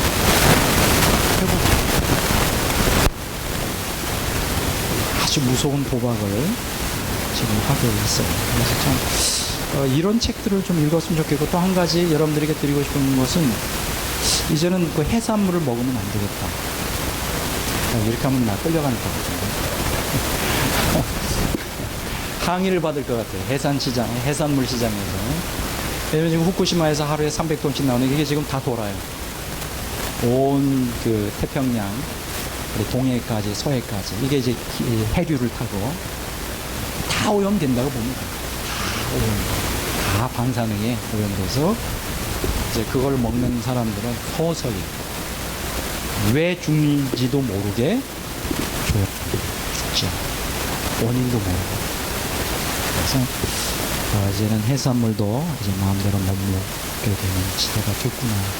드디어 3분의 1 환경 재앙이 우리 코앞에 떨어지고 있구나 하는 생각을 갖게 되었어요. 좀 이 책을 좀 한번 좀 읽어보세요. 이 책 읽어보세요. 안 읽을 거예요? 안 읽고 그냥 안 보고 그냥 마음껏 먹고 살다가 그냥 갈 거예요? 괜찮아요. 그냥 읽어보시고 좀 관심을 좀 갖기를 바랍니다. 자, 여기 보면 요한계시록 그 10장의 1절에서 7절에 보면 예언의 확실성에 대해서 얘기해 주고 있어요. 확실하게 일어난다. 우리가 첫째 나팔부터 여섯째 나팔까지 보면 이게 안 일어날 것 같죠. 어떻게 이렇게 세상이 이렇게 완전히 엄청 거의 파멸이 이룰 수 있을까? 근데 성경 분명히 말하기를 요한계시록 10장 7절에 확실히 일어나요. 그리고 일곱째 나팔이 불릴 때 요한계시록 11장 11절에 보면 구속사가 완성됩니다. 세상 나라가 하나님의 나라가. 그걸 지금 여기서 확인시켜 주고 있어요. 그러면서 두 번째 요한계시록 10장 8절에서 11절에 보면 천사가 건네준 책을 이제 요한이 먹는 내용이 나오죠. 자, 한번 읽어보겠습니다. 10장 10절을 한번 읽어보겠습니다. 내가 천사의 손에서 작은 두루마리를 갖다 먹어버리니 내 입에는 꿀같이 다나 먹은 후에 내 배에서는 쓰게 되니라. 이게 도대체 뭘까요? 작은 두루마리. 그것을 먹었는데 입에는 꿀같이 달아요. 근데 먹은 후에는 배에서는 썼다고 말합니다. 왜 입에는 달고 배에서는 썼을까요? 여기서 쓰게 되니라고 하는 그 헬라 원어는 가혹하게 하다, 괴롭히다 이런 뜻이 내포되어 있거든요. 그러니까 일곱째 나팔이 불림과 동시에 최후에 집행될 하나님의 계획이 이제 구속 경륜을 완성하여 오늘 믿는 성도들을 천국의 영원한 복락으로 들어가게 하니까 기쁜 것이죠. 그래서 입에는 단 거예요. 요한계시록 여러분 기억나시죠? 요한계시록 5장에서 그 일곱 인봉한 두루마리를 하늘이나 땅에서 누구도 능히 펴거나 볼 자 없어서 통곡하고 울었다고 하는 얘기 나오죠. 이게 사실은 일곱 인봉한 두루마리가 펴지면 7년 대환란이 시행돼서 재앙이 떨어지는데 왜 그것이 열리기를 원했을까요? 그것이 빨리 열려야 구속사가 완성이 되거든요. 지금 그것을 여기서 우리가 연상케 합니다. 그 입에는 꿀같이 다른 거예요. 그러나 먹은 후에는 어떻다고요? 배에서는 쓰게 되었다. 왜 쓰게 됐을까요? 왜냐하면 구속 경륜이 완성되는 것은 궁극적으로는 참 좋은 거예요. 그렇죠. 우리도 그렇잖아요. 천국 들어가면 참 좋잖아. 우리의 영원한, 우리의 궁극적인 소망이 천국 들어가는 거잖아요. 그렇죠. 근데 천국 들어갈 때까지 어때요? 신앙생활이 사실은 험난하죠. 결코 편하지 않죠. 똑같은 원리죠. 구속사가 완성돼서 입에는 좋지만 그것이 완성될 때까지의 7년 대환란의 과정은 참으로 믿는 성도들에게도 그 가혹한 혹독한 시련일 수밖에 없어요. 혹독한 시련입니다. 불신자들에게는 뭐예요? 가혹한 심판이죠. 그러니까 성도들에게는 박해와 순교라고 하는 또 환경 재앙이라고 하는 걸 통하여 혹독한 시련을 겪습니다. 불신자들에게는 하나님의 진노와 멸망이라고 하는 가혹한 심판을 통해 구속사가 완성이 되기 때문에 요한의 입장에서 볼 때는 참 슬픔을 가져주는 것이죠. 이렇게 우리가 표현할 수가 있습니다. 자, 11장을 한번 보겠습니다. 이제 시간이 이제 조금씩 좀 흘러가고 있죠. 자, 11장은 뭡니까? 여섯째 나팔과 일곱째 나팔 사이에 있는 이제 요한계시록 10장은 거기에 첫 번째 보이고요. 요한계시록 11장은 두 번째 내용이 나옵니다. 이제 삽경으로 따지면 계시록 7장이 제1삽경, 계시록 10장이 제2삽경, 계시록 11장이 제3삽경. 여러분들 다 외우시네요. 이렇게 외워두시면 좋습니다. 자, 요한계시록 11장 1절에서 14절에 보면 무슨 내용이 나오냐? 15절 전까지 세 번째 보충 계시가 나옵니다. 이스라엘의 회심을 위한 이제 두 증인의 사람. 자, 이방 사람들에게는 구원의 문이 닫힌다 그랬죠. 이제 그 구원이 누구에게로 돌아간다? 유대인들에게로 이제 돌아갑니다. 그게 이제 11장에 나오는 얘기예요. 자, 11장의 주제를 말한다면 두 증인이에요. 따라서 두 증인. 다시 한번 두 증인. 자, 두 증인에 대한 얘기입니다. 자, 기억하십시오. 두 증인에 대한 얘기가 나옵니다. 자, 그런데 요 11장 1절에서 14절을 이제 크게 두 구분해요. 첫째는 요한계시록 11장 1절에서 6절. 두 증인의 사역과 권세에 대해서 말해주고요. 이게 요한계시록 11장 7절에서 13절. 두 증인의 죽음과 부활에 대하여 이제 여기서 말해주고 있습니다. 자, 7년 대환란 되면 하나님께서는 누굴 보낼까요? 이스라엘에 두 증인을 보냅니다. 따라서 두 증인. 여러분 기억하세요. 이제 근데 신학자마다 이 두 증인이 도대체 누구냐에 대한 얘기가 막 분분해요. 두 증인이 뭐냐? 어떤 사람은 엘리야다. 또 어떤 사람은 모세다. 왜 엘리야, 모세를 얘기할까요? 엘리야는 주로 생각하면 뭐가 생각나죠? 불을 임하겠죠. 그렇죠? 불. 그죠? 모세를 생각하면 뭐가 생각나죠? 네? 시체가 없어요? 모세가 한 사역 중에 가장 중요한 게 뭐예요? 물을 피로 물을 피로 아주 그 극적인 사건이죠. 근데 여기 성경에 보니까 요한계시록 11장을 한번 보도록 하겠습니다. 자, 11장 5절부터 6절까지 읽어보겠습니다. 만일 누구든지 그들을 해하고자 하면 그들의 입에서 불이 나와서 그들의 원수를 삼켜버릴 것이요 누구든지 그들을 해하고자 하면 반드시 그와 같이 죽음을 당하리라. 그들이 권능을 가지고 하늘을 닫아 그 예언을 하는 날 동안 비가 오지 아니하게 하고 또 권능을 가지고 물을 피로 변하게 하고 아무 때든지 원하는 대로 여러 가지 재앙으로 땅을 칠지로다. 요 구절에 의하면 아무 때든지 원할 때는 그 원수를 갖다가 불이 임하게 하여, 그죠? 입에서 불이 나서, 야, 대단하죠? 입에서 불이 쫙 나가가지고 죽여버리죠. 자, 이 불이 임한다. 누가 생각난다고요? 엘리야가 그래서 이 입에서 불이 나간다는 걸 엘리야. 그래서 이 사람은 엘리야다. 이렇게 많은 사람이 생각하고 있고요. 두 번째 여기 보면 그 6절에 보면 예언한 날 동안 이제 비가 오지 않게, 여러분, 비가 오지 않게 했었던 선지자가 누구죠? 엘리야죠. 또. 근데 여기 보면 물을 피로 변하게 했던 사람이 누구죠?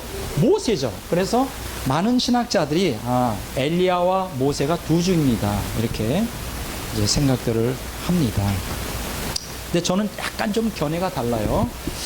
이 엘리야와 모세 중에 두 중이는 누굴까? 일단 엘리야임에는 틀림없습니다.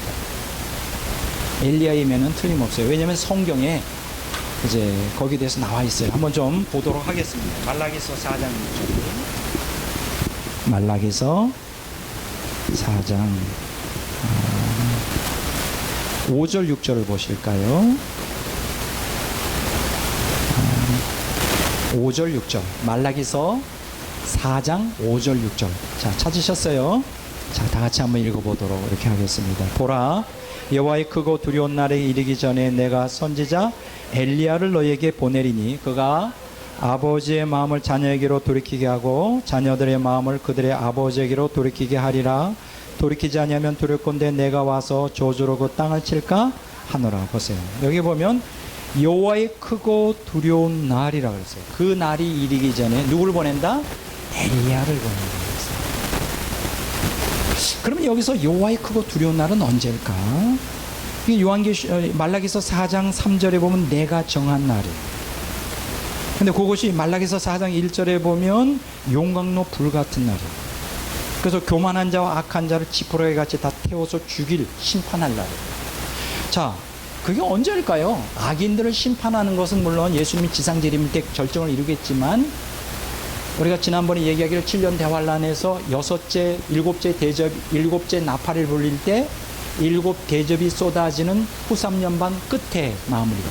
다른 말로 말하면 요한계시록 13, 14장에서 13장에 적그리스도가 출현하여 온 세계를 통치하고 14장에서 이제 순교자 열풍이 불어서 모든 순교자들이 다 죽고 그 다음에 순교자의 수가 채워졌을 때 요한계시록 15장, 16장에 일곱 대접장이 쏟아지는 때를 뭐라고 말하냐? 진노기라 그랬죠. 기억나시나요? 바로 그 진노기가 용광로 불 같은 날이에요.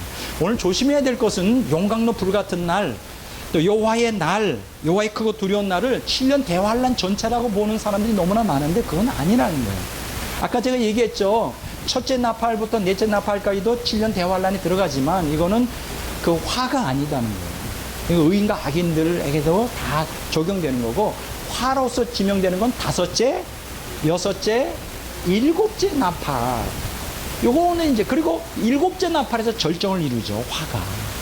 그래서 요것이 끝이잖아요. 그러니까 진노기는 특별히 첫째, 둘째, 셋째 나팔, 이 화 중에서도 세 번째 화. 그게 이제 진노기예요. 하나님의 진노가 전체 쏟아지는.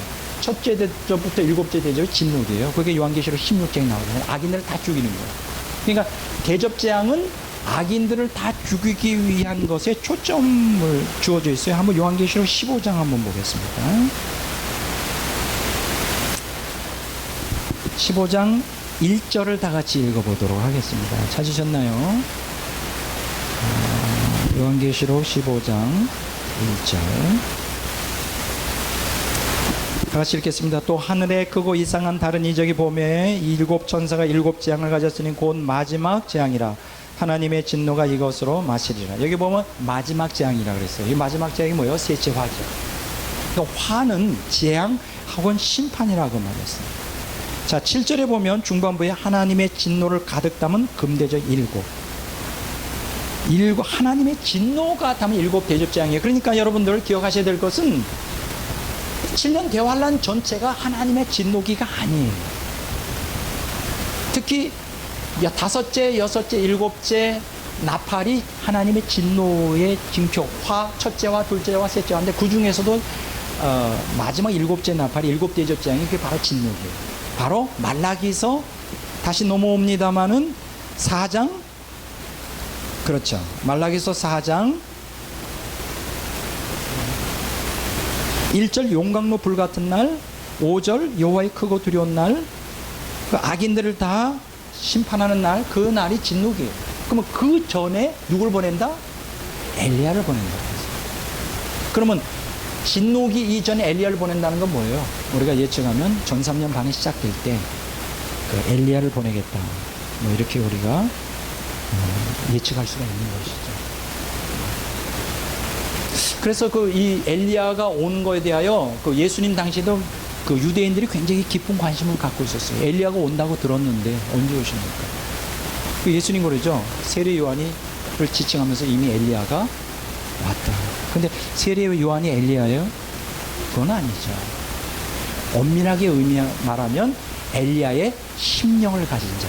누가복음 1장에 엘리야의 심정을 가진 자. 엘리야는 아니에요. 그러나 엘리야와 에녹은 엘리야와 그 세례 요한은 좀 비슷한 사이예요. 초림을 예비했던 자는 세례 요한이었고 재림을 예비하는 자는 누굴까요? 엘리야. 그렇게 여러분들이 설명하면 됩니다. 그러니까 어쨌든 말라기서 4장에 있는 말씀처럼 7년 대환란의 두 증인 중에 한 사람은 분명히 엘리야임에 틀림없습니다. 그거 맞아요. 엘리야. 근데 문제는 뭐냐? 모세냐 하는 거예요. 모세는 아니라는 거예요. 모세는 아니에요. 왜 아니냐는 조금 이따 말씀드리고요. 제가 니고데모서 The Lost Books of the Bible and the Forgotten Books of Eden이라고 하는 책에 보면 위경에 니고데모서가 나오는데 거기에 니고데모서에 보면 다음과 같은 내용이 나와요. 제가 뭐 영어로는 번역을 좀 할까요? 이제 그 음부에 있던 영혼들이 이제 천국으로 가는 과정 중에 두 아주 고대 사람을 만나게 됩니다. 제가 한번 번역해 볼게요. And two very ancient men met them and were asked by the saints, Who are ye who have not yet been with us in Hades and have had your bodies praised in paradise? 자, 두 고대 사람들이 음부에서 이제 천국으로 들어오는 사람들을 도중에 만나게 되는데 그들이 물어봅니다. 당신들은 도대체 누구요? 그리고 왜 우리와 함께 음부에 있지 않았어요? 그리고 당신들은 왜 낙원에 있는 곳이에요? One of them answering said, I am Enoch, who was translated by the word of God. 그들 중에 한 사람이 말하기를 나는 에녹입니다. 하나님의 말씀에 의해 들림받았던 에녹입니다. And this man who is with me is Elijah the Tishbite, who was translated in a fiery chariot. 그리고 이 나와 함께 있는 이 사람은 그 불병거로 휴거되었던 흘림받았던 디셉 사람 엘리야입니다. 이렇게 말하는 거예요. 그 다음에 Here we have hither been and have not tasted death, but are now about to return at the coming of entire Christ, being armed with the divine signs and miracles to engage with him in battle, and to be slain by him at Jerusalem, and to be taken up alive again into the clouds after 3 days and a half. 자, 무슨 얘기냐면, 우리는 이곳에 줄곧 있어 왔고, 그러나 죽음을 경험하지는 않았습니다. 이제 우리는 적그리스도가 나타나는 때에 이 땅으로 돌아가 하나님의 표적과 기적으로 무장하여 이제 그 적그리스도와 전쟁을 벌리다가 예루살렘에서 적그리스도에 의해 죽임을 당한 다음에 다시 부활하여 공중으로 끌어올려 3일 반 후에 공중으로 끌어올려 가게 될 것입니다. 이렇게 되어 있습니다. 여기 이제 지금으로부터 그 니고데모서라는 게 2000년 전에 있었던 하나의 위경인데 여기서 저는 엄청난 그 인사이트를 발견해요. 무슨 얘기냐면 엘리야가 두 증인 중에 하나라는 거는 아주 틀림없죠. 그렇죠? 근데 그 중에 하나는 모세가 아니에요. 왜 모세가 아닐까? 모세는 죽었어요, 살았어요? 일단 육체로 죽었어요. 근데 여기 보면 요한계시록 11장 한번 보세요.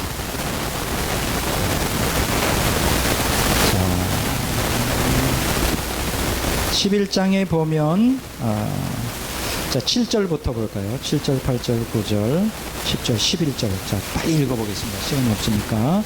그들이 그 증언을 마칠 때 무적행으로부터 올라오는 짐승이 그들과 더불어 전쟁을 일으켜 그들을 이기고 그들을 죽일 터인즉 그들의 시체가 큰 성 길에 있으리니 그 성은 영적으로 하면 소돔이라고도 하고 애굽이라고도 하니 곧 그들의 주께서 십자가에 못 박이신 곳이라 백성과 족속과 방언과 나라 중에서 사람들이 그 시체를 사흘 반 동안 보며 무덤에 장사하지 못하게 하리로다. 이 두 선지자가 땅에 사는 자들을 괴롭게 한 거로 땅에 사는 자들이 그들의 죽음을 즐거워하고 기뻐하며 서로 예물을 보내리라 하더라. 3일 반 후에 하나님께로부터 생기가 그들 속에 들어가며 그들이 발로 일어서니 구경하는 자들이 크게 두려워하더라. 하늘로부터 큰 음성이 이리로 올라오라 함을 그들이 듣고 구름을 타고 하늘로 올라가니 그들의 원수들도 구경하더라. 자, 무슨 얘기냐? 이들이 두 증인이 이제 3년 반 동안 예루살렘에서 예언 사역을 하죠.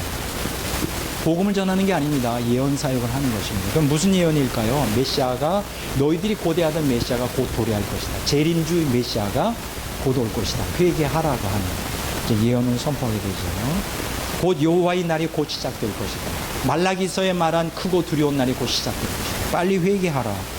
이제 그래서 1260일 동안 전 3년 반 동안에 이스라엘 온 땅을 다니면서 이제 회개를 촉구합니다. 그런데 그 중에 하나가 누구라고요? 두 증인 중에 하나가 엘리야라고 말했어요. 근데 왜 모세가 아니냐? 모세가 아닌 이유는 모세는 죽었어요. 근데 여기 보면 이 두 증인들이 학살을 이제 살해를 당하게 돼요. 3년 반 동안, 전 3년 반 동안은 사역을 하고 권세를 가지고 사역하다가 전 3년 반이 끝날 때 적그리스도가 보내는 군대에 의하여 이제 그 학살을 당하게 되죠. 살해를 당하게 돼요. 그러면 살해당해서 이들이 3일 반 동안 널브러져 땅 위에 이렇게 전시가 되죠.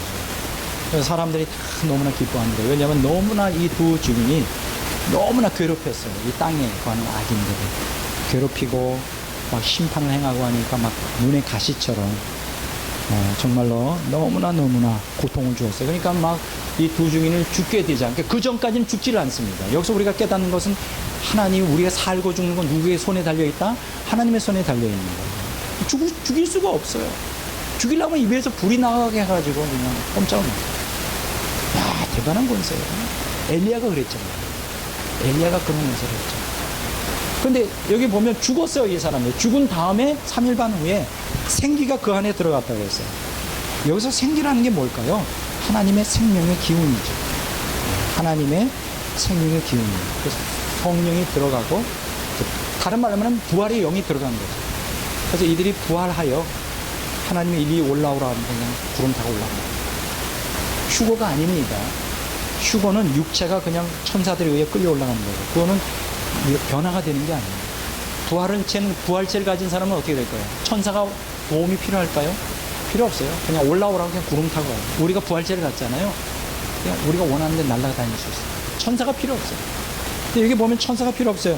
하나님이 오라 그랬더니, 생기를 넣어 오라 그랬더니 올라가요. 뭐예요? 부활한 거죠. 그러면 분명히 전제 조건이죠. 두 증인의 전제 조건은 뭐냐면 육체를 갖고 있어야 됩니다. 그 육체를 갖고 있으려면 죽으면 안 되죠. 그러면 모세는 여기서 탈락하는 거예요. 그럼 가능성이 있는 사람이 엘리야예요. 엘리야는 왜 가능성이 있을까요? 열왕기하 2장에 보면 그가 휴거가 됐죠. 불병거. 뭐를 가지고? 육체를 가지고 휴거된 상태였어요.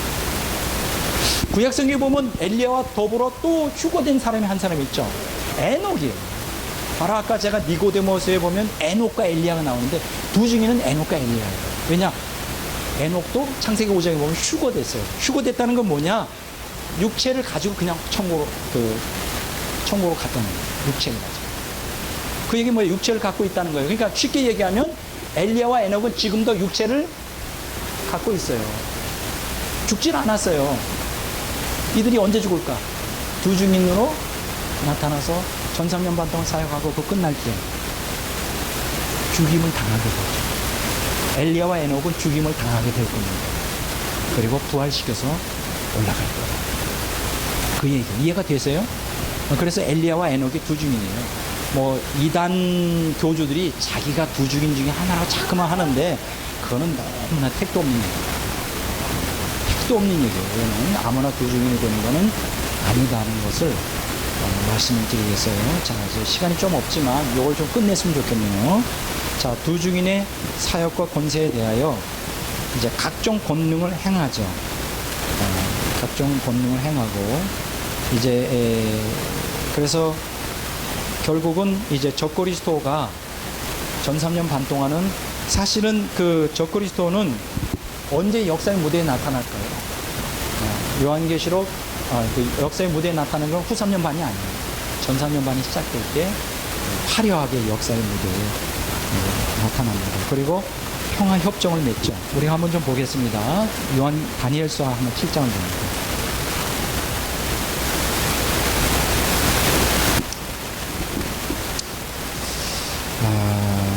점심 먹고 할까요?